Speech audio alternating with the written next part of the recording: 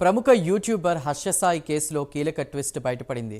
Mega సినిమాకు సంబంధించిన copy rights కోసం హర్ష సాయి బరితెగింపులకు పాల్పడినట్టు తెలుస్తోంది. ఈ సినిమాకు బాధితురాలు ప్రొడ్యూసర్గా వ్యవహరించగా కాపీ రైట్స్ విషయంపై ఇద్దరి మధ్య వివాదం నెలకొన్నట్లు సమాచారం. ఈ క్రమంలో బాధితురాలికి మత్తుమందు ఇచ్చి హర్ష సాయి అఘాయిత్యానికి పాల్పడ్డాడు. బాధితురాలి వీడియోలు హర్ష సాయి సీక్రెట్గా రికార్డ్ చేసినట్టు తెలుస్తోంది. ఇక సినిమా కాపీ రైట్స్ ఇవ్వకుంటే వీడియోలు బయట పెడతానని హర్ష సాయి బ్లాక్మెయిల్కు పాల్పడినట్టు తెలుస్తోంది.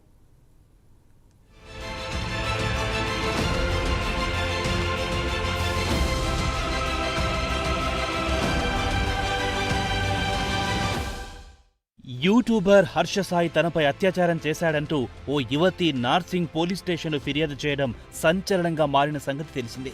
అయితే తనను పెళ్లి చేసుకుంటానని నమ్మించిన హర్ష సాయి మోసం చేశాడంటూ బాధితురాలు తెలిపింది. పెళ్లి చేసుకుంటానని నమ్మించి తన వద్ద నుంచి 2 కోట్లు తీసుకున్నాడని బాధితురాలు బయటపెట్టింది. ఈ మేరకు పోలీసులు యూట్యూబర్ హర్ష సాయిపై కేసు కూడా నమోదు చేశారు. బాధితురాలి నుంచి నార్సింగ్ పోలీసులు కొన్ని ఆధారాలు సేకరించారు. మరోవైపు హర్ష సాయి తన ఫాలోవర్స్ నుంచి ప్రాణహాని ఉందంటూ బాధితురాలు చెబుతోంది.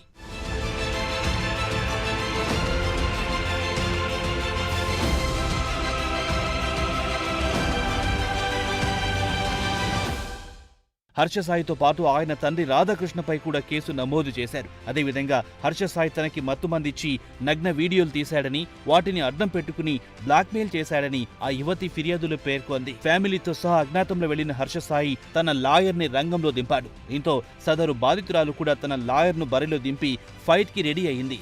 తన క్లయింట్ హర్ష సాయిని ఓ సాంగ్ కోసం అప్రోచ్ అయితే తన దగ్గర స్టోరీ ఉందని, దానిపై మూవీ తీద్దామని హర్ష సాయి కోరడంతో బాధితురాలు ఓకే చెప్పింది. మెగా పేరుతో సినిమా తీశారు. ఈ క్రమంలో హర్ష సాయి బాధితురాలికి మత్తుమందిచ్చి అత్యాచారం చేసినట్టుగా ఆమె లాయర్ చెబుతున్నాడు. డ్రింక్స్ లో సెడేటివ్స్ కలిపి నగ్న వీడియోలు తీసి రేప్ చేశాడని, ఆ తర్వాత వాటిని అడ్డం పెట్టుకుని బెదిరించాడని బాధితురాలు తరపు లాయర్ వివరించాడు.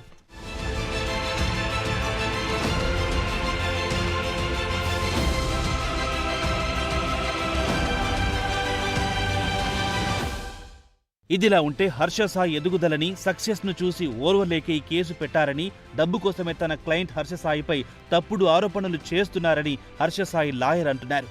ప్రేమ, పెళ్లి అన్ని అబద్ధాలే అని కొట్టిపారేశారు. 2 ఏళ్ల క్రితం బాధితురాలు హర్షను కలిసింది నిజమేనని, సాంగ్లో నటించాలని హర్షను కోరింది. కానీ హర్ష సాయి నిరాకరించాడని చెబుతున్నాడు. ఏడాదిగా ఇద్దరికి సంబంధాలు లేవని, హర్ష సాయి తండ్రి రాధాకృష్ణ అసలు ఆమెని చూసిందే లేదు, కానీ కావాలనే ఆయనను కూడా ఈ కేసులో లాగారని హర్ష సాయి లాయర్ చెబుతున్నాడు.